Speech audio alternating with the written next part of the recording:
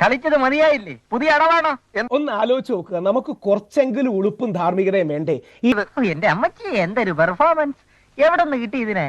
നമ്മുടെ nationalism inclusive nationalism ആണ്, എല്ലാരെയും ഉൾക്കൊള്ളുന്ന നാഷണലിസം. എന്ത് വിട്ടിത്തരമാണ് ഇവൻ പറയുന്നത്?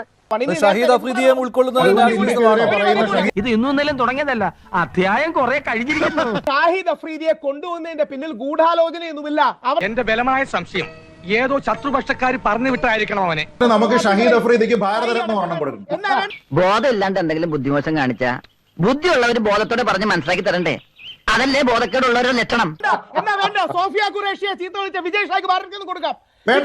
എങ്ങനെ മനസ്സിലായില്ലേ? മനസ്സിലാക്കണ്ട. വിജയ് ഷായെ നമ്മൾ ആരും ന്യായീകരിക്കുന്നില്ലല്ലോ. അതിന്റെ ബോധക്കേട് ഇപ്പോഴും മാറിയിട്ടില്ല. വിജയ് ഷായെ ന്യായീകരിക്കുന്ന ഒരാൾ പിന്നെ മാനത്തുനിന്ന് പൊട്ടി വീണാണോ യൂസ് ചെയ്യരുത്. രാഹുലാണ് ഇവിടെ സ്ട്രോമാൻ കൊണ്ടുവരുന്നത്. വ്യക്തമായ തെളിവുണ്ട്. അതാണ് സ്ട്രോമാൻ. കുറവ് പറ്റി. ഷാഹിദ് അഫ്രീദി ജാഗ്രത കുറവുമല്ല, ശുദ്ധ മര്യാദകേട്, ശുദ്ധ തെമ്മാടിത്തരം.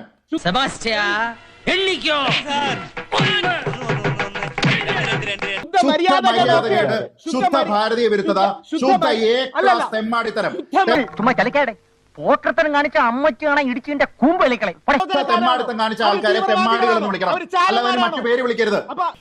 കടിക്കൂല, കൊല മാത്രമേ ഉള്ളൂ. യാതൊരു ഇതുമില്ല അവർക്ക്. അവരടുത്ത ഒരു സെലിബ്രിറ്റിയെ വിളിച്ചോണ്ട് വന്നു, കരുതി. ഒരു സെലിബ്രിറ്റി ഇന്ത്യക്കാർക്ക് സെലിബ്രിറ്റി അല്ല. പോടെ. കാശ്മീർ സ്വതന്ത്ര രാജ്യമാകണമെന്ന് പറയുന്നവരാണ്.